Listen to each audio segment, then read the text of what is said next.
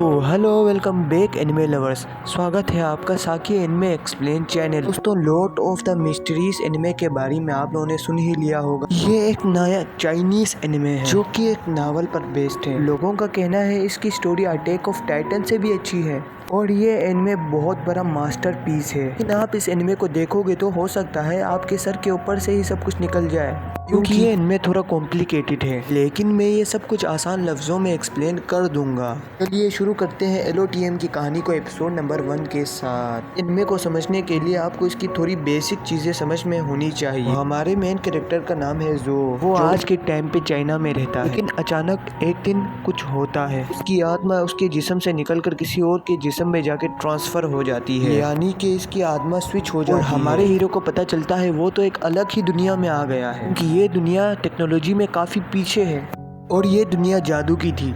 ये जो जादू की दुनिया है इसमें लोगों के पास पावर्स भी होती है। इन सुपर पावर वाले लोगों को बियॉन्डर्स कहा जाता है। पावर हासिल करने के लिए इनको एक मैजिक पोशन पीना पड़ता है। पोशन पीने के बाद इनके पास 22 रास्ते हैं, यानी 22 वेज खुल जाते हैं। इन्हीं को डिसाइड करना पड़ता है कि वो कौन से पाथवे पर जाएंगे, कि हर पाथवे अलग तरह की पावर देता है। हर एक पाथवे में 9 लेवल्स भी होते हैं जिन्हें सीक्वेंस कहा जाता है। हर सीक्वेंस को पार करने पर इनको एक पावर मिलती है और जैसे जैसे ये 1 से 9 लेवल तक पहुंचते हैं इनकी शक्ति बढ़ती जाती है। और जो बंदा 1 लेवल के सीक्वेंस तक पहुंच जाता है वो तो समझ लो गॉड जितना ही पावरफुल हो जाता है। खैर, कहानी की शुरुआत होती है 29 जुलाई सन 1349 में। हम यहाँ पर अपने हीरो जो को आसमान से गिरते हुए देखते हैं। इसके बाद उसको दूसरे किसी और आदमी के शरीर में होश आता है और जिस आदमी के शरीर में जो को होश आया है उसका नाम मोरेटी था। वो को समझ नहीं आता वो कहाँ पर है और ये कौन सी जगह है। सर पर एक जख्म हो गया था जो कि अब ठीक हो गया था और पास ही एक रिवॉल्वर पड़ी। ये बात साफ पता चल रही थी कि क्लाइंट ने खुद को गोली मारकर अपने आप को मार चुका था। बाद जो की स्पिरिट उसके शरीर छोड़कर उसके शरीर में आ गई। इसके बाद हम 2 और लोगों की बॉडी को देखते हैं के नाम थे वेर्च और नाया। ये साबित होता है कि इन लोगों ने भी क्लाइंट की तरह खुद को खत्म कर दिया था और हम लोगों को ये पता चलता है कि ये लोग क्लाइंट के क्लासमेट्स हुआ करते हैं। अब सुबह हो चुकी थी तो जो को क्लाइंट्स के बारे में और भी कुछ चीजें पता चलती हैं। में से कुछ क्लाइंट्स की मेमोरीज पता चल रही थी। इसके माँ बाप मर चुके हैं।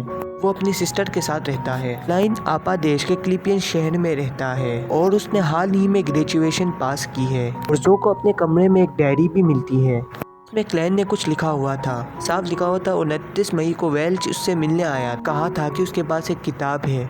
इस किताब को लिखने वाला एंटीगोरस फैमिली से था। डायरी के आखिर में लिखा हुआ था सब मारे जाएंगे और मैं खुद भी। जो को समझ नहीं आता कि क्लाइंट ने आखिर ऐसा क्यों लिखा होगा। तभी जो के कमरे में क्लाइंट की बहन आने लगती है। खून के दाग और गन को छुपा देता है। क्लाइंट की बहन का नाम मेलिसा था जो कि बेगियन यूनिवर्सिटी की स्टूडेंट है। मेलिसा ब्रश कर कर यहाँ से चली जाती है। जो सोचने लगता है कि वो यहाँ कैसे आ गया। वो तो अपने कंप्यूटर पर काम कर रहा था, अपने पेरेंट्स के साथ चाइना में रहता था। अचानक याद आता है कि उसने एक लक इंचूटमेंट रिचुअल किया था और जरूर इसी वजह से वो इस दुनिया में आ गया है। ऐसा तभी यहाँ पर नाश्ता लेकर आ जाती है और वो कहती है कि वो आज उसका फेवरेट डिनर बनाएगी कि क्लाइंट जॉब पाने के लिए इतनी मेहनत कर रहा है। और वो अपने स्कूल के लिए निकल जाती है और यहाँ पर जो सोच रहा होता है कि वो रिचुअल वापस करेगा और अपनी दुनिया में लौट जाएगा। और इस बंदूक की आवाज तो बहुत लाउड होती है।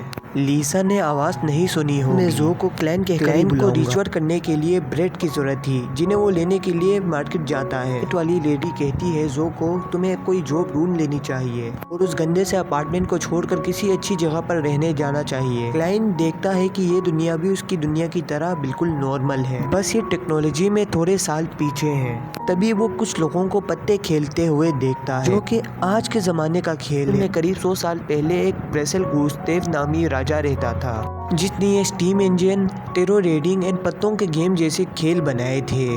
क्लैन को लगता है कि ये राजा लुलिन भी उसकी तरह किसी और जमाने से आया हुआ होगा। क्लैन के पास एक जोकर आता है जो कि उसे अपने सर्कस में आने का इनविटेशन देता है। क्लैन देखता है कि कोई आदमी उसका पीछा कर रहा था तो यहाँ से जल्दी भागने लगता है। उसे बचने के लिए एक टेंट में घुस जाता है। वो आदमी जेंकिंग्स भी उसके पीछे जाने वाला था। तभी उसको वहाँ एक पुलिस वाला दिखता है जिसे देख वो वापस मुड़ जाता है। टेंट के अंदर एक टेरो गार्ड रीडन बैठी हुई थी, यानी पत्ते देकर भविष्य बताने वाली। क्लाइंट सोचता है कि ये चीजें तो मेरी दुनिया में भी होती थी। यानी राजा रोजर उसकी तरह ही एक ट्रांस माइग्रेटर था। वो रेडी कहती है कि क्लैन तुम मेरे पहले कस्टमर हो। वो उसे फ्री में भविष्य बताएगी। ये सुनकर क्लैन वहाँ पर बैठ जाता है। लेडी पूछती है तुम क्या जानना चाहते हो। क्लैन कहता है कि मेरा पास, प्रेजेंट और फ्यूचर। लेडी कहती है कि यहाँ पे 3 पत्ते रख रही हूँ मैं। यहाँ पे जो 3 पत्ते हैं उनमें तुम्हारा प्रेजेंट, पास और फ्यूचर है। तुम्हें बताओ कौन सा पहले देखना है। वो अपना सबसे पहले प्रेजेंट देखना चाहता है। लेडी उस कार्ड को पलट देती है और ये कार्ड था the fool. The fool tarot deck का पहला पत्ता होता है और ये नई शुरुआत को दर्शाता है।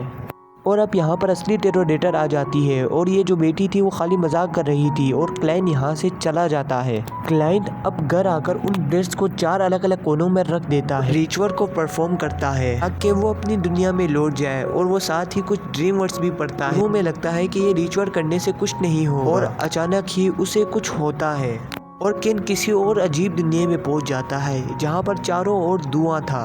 इस जगह को हम द ग्रेट फोक कहेंगे। यहाँ कुछ रेड और ब्लू कलर के स्टार्स उड़ रहे थे। क्लैन गलती से यहाँ पर कुछ ब्लू और रेड स्टार को छू लेता है जिससे वो दोनों फट जाते हैं। समय हम ऑड्री नाम की एक लड़की को देखते हैं कि अपने मिरर के सामने बैठी थी। ओल्गर नाम का एक आदमी समंदर के किनारे अपने एक ग्लास को पकड़कर बैठा हुआ था।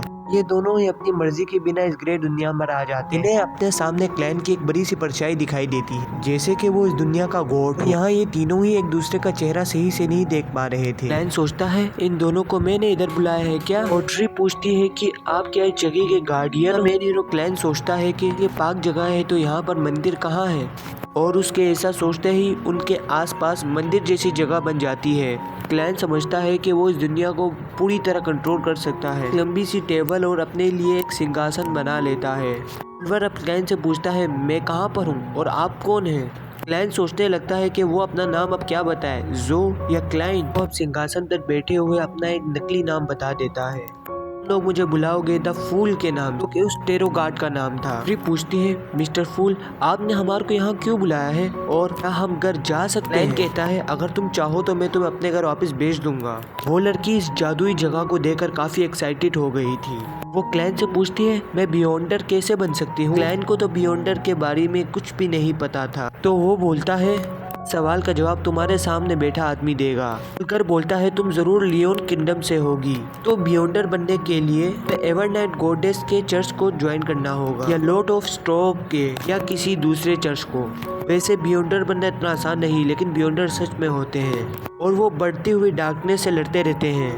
इसके अलावा और कोई रास्ता है क्या। ओल्गर कहता है कि या तो रॉयल फैमिली के पास जाओ मिलीनियम नोबिलिटी के। ट्री कहती है कोई और तरीका। ओल्गर बताता है कि 2 सीक्वेंस 9 के पोर्शन रखे हुए हैं, एक सेलर सीक्वेंस का और एक स्पेक्टेटर सीक्वेंस का, जिन्हें पीकर वो बियॉन्डर्स बन सकती है। क्लाइन समझ जाता है कि यहाँ सुपर पावर की बात हो रही है और सीक्वेंस उस पावर का लेवल हो, उसका ट्रांसट्रांसिएशन और इस वर्ल्ड में आना भी एक बियॉन्डर का काम है क्या। ऑड्री कहती है कि उसने इस आदमी के डील कर दी है, वो इसे पोषण देगा, बदले में ऑड्री भी उसको कुछ सामान देगी और वो चाहती है कि क्लैन से ऐसे मीटिंग और करे। भी कहता है कि मिस्टर फुल आपकी पावर हमारे सोच से भी परे है तो मीटिंग में छोटी मोटी चीजें हम दोनों ही संभाल लिया करेंगे। ओल्गर सोचता है कि इस तरह मीटिंग में उसको डील करने का मौका मिलता है। क्लैन बोलता है कि ऐसी मीटिंग करके उसको इस दुनिया के बारे में और जानकारी मिलेगी और वो जल्दी अपने घर जाने का रास्ता ढूंढ पाएगा। क्लैन कहता है कि ठीक है अब हम हर मंडे को 3 बजे मीटिंग किया करेंगे। ऑड्री कहती है कि फिर हमको भी कोड नेम रख देने चाहिए क्योंकि हम यहाँ अपने असली नाम यूज नहीं करेंगे। जैसे कि अपने क्लैन ने अपना नाम टेरो कार्ड पर रखा था तो उसी तरह हम भी अपना नाम टेरो कार्ड के भरोसे रखेंगे। ऑड्री का कोड नेम है जस्टिस और दी हेल्ड में और अब ये तीनों स्पेरो क्लब के मेंबर्स हैं। भी क्लैन के कमरे का दरवाजा कोई पीटने लगता है से क्लैन का कंट्रोल इस दुनिया में कमजोर हो रहा था। कहता है कि इस मीटिंग को हम आज यहीं पे खत्म कर देते हैं और वो दोनों को अपने वापस अपनी जगह पर भेज देता है। भी अपने कमरे में लौट आता है। क्लैन देखता है उसके दरवाजे पर पुलिस आई थी, जल्दी से अपना डायरी और बंदूक छुपा देता है। वही पुलिस वाला था जो टेंट के बाहर खड़ा था, उसका नाम लेनर्ट है। इसके साथ एक दूसरा ऑफिसर भी था जिसका नाम डन स्मिथ है। ये दोनों यहाँ पर वेज और नाया के केस में आए थे और क्लैन को बताता है उन दोनों ने खुद को खत्म कर दिया। लेनर्ट तुरंत ही क्लैन की डायरी ढूंढ देता है और कहता है तुमने आखिरी पन्ने पर ये क्या लिखा है। क्या सब मारे जाएंगे और मैं भी, इसका मतलब क्या है। क्लैन को समझ नहीं आता वो इन्हें क्या बोले। और कहता है कि मेरी याददाश्त चली गई है और उसे कुछ भी याद नहीं है। खुद को ऊपर पहुंचाने की कोशिश की थी लेकिन फिर भी पता नहीं मैं कैसे जिंदा हूँ। वो बंदूक उस डब्बे में रखी है। डन अब कहता है तो तुम्हें हम साइकिक के पास ले चलेंगे जो तुम्हारी सारी मेमोरीज वापस ले आएगा। क्लाइंट को अब टेंशन हो जाती है, ये लोग अगर मेरी मेमोरी में जागेंगे तो इन्हें ये भी पता चल जाएगा कि मैं इस दुनिया का नहीं हूँ। लेरट कहता है कि वो इसे जिंदा देकर खुश है लेकिन ये जो हादसा हुआ था उसको देखकर कोई भी मर जाता। और क्लैन को अपने साथ ले जाने लगते हैं। तभी एक लड़का ब्रेड चोरी करके यहाँ से भाग रहा था। पुलिस वालों का ध्यान उस पर चला जाता है और मौके का फायदा उठाकर क्लैन यहाँ से भागने लगता है और एक गली में जाकर लुकता है लेकिन वो पानी हवा में ही रुक जाता है और यहाँ आसपास की चीजें भी हवा में उड़ने लगती है। क्लाइंट समझ जाता है यहाँ पर कोई बियॉन्डर है जो ऐसा कर रहा है। वो भागकर एक गोरा गाड़ी में बैठ जाता है और कहता है समंदर किनारे चलो। थोड़ी देर बाद क्लाइंट देखता है आप उसका कोई पीछा नहीं कर रहा तो वो गाड़ी रोकने को बोलता है लेकिन गाड़ी वाला चलता ही रहता है और कहता है वो उसे वेल्स के घर गोरा गाड़ी वाला और कोई नहीं बल्कि डन था। तभी क्लाइंट की आंख अपने कमरे में खुलती है और उसे ये सब एक ख्वाब लगता है। तभी उसके कमरे के बाहर ऑफिसर डैन स्मिथ आ जाता है और वो एक बियॉन्डर है और वो कहता है रात को हमारी पावर बहुत ज़्यादा बढ़ जाती है। क्लाइंट को सोचने लगता है लेकिन अचानक से डन उसको पकड़कर बाहर ले आ जाता है। तभी क्लाइंट के पीछे एक लड़की आती है जो उसके सर पे हाथ रख के उसके मेमोरीज में झांकने लगती है, यानी वो भी एक बियॉन्डर है। क्लाइंट अपने मेमोरी में अपने माँ बाप को देखता है लेकिन वो लड़की नहीं देख पा रही थी। शायद वो ग्रे फॉग इन लोगों से उसकी मेमोरी छुपा रहा था। तभी वो लड़की क्लाइंट को कहती है बताओ एंटीगोनस फैमिली की वो किताब कहाँ है। क्लाइंट कहता है उसे नहीं पता। फिर वो पूछती है 27 जून के रात को वेल्च और नाया के घर पे क्या हुआ। क्लाइंट फिर से कहता है उसे नहीं पता। वो अब पूछती है जब वो दोनों मरे थे तो तुम क्या कर रहे। क्लाइंट के हाथ में बंदूक आ जाती है। फिर वो इन्हें मार के बताता है कि वो उस रात को क्या कर रहा था, यानी क्लाइंट सच बोल रहा था। डैन बताता है कि उसने खुद को गोली मारी थी लेकिन उसकी मेमोरीज में उसे ज़्यादा कुछ नहीं मिला। डैन उसे बताता है एंटीगोनस फैमिली की वो किताब लापता हो गई है, तुम अभी भी खतरे में हो, हम हर बार तुम्हें बचाने नहीं आ सकते, क्यों ना तुम हमें ज्वाइन करके एक बियॉन्डर क्यों नहीं बन जाते। और ये एपिसोड यहीं पर एंड हो जाता है। और दोस्तों मुझे तो ये एपिसोड बहुत ही अच्छा लगा है। काफ़ी दिनों बाद कुछ नया देखने को मिला है और इसकी एनिमेशन भी बहुत बढ़िया है और कहानी काफ़ी इंटरेस्टिंग होने वाली है और मैंने जितना हो सके उतना आसानी से एक्सप्लेन किया। क्या क्लाइंट बियॉन्डर बन जाएगा, जानने के लिए अगला एपिसोड ज़रूर देखिए। और अगर आप चाहते हैं मैं इसका अगला एपिसोड भी जल्द से जल्द भेजूँ तो आप कमेंट में लिखिए द फूल। तो मिलते हैं अगले वीडियो में, तब तक के लिए आप इस चैनल को सब्सक्राइब करिए और लाइक करिए। तब तक के लिए बाय बाय।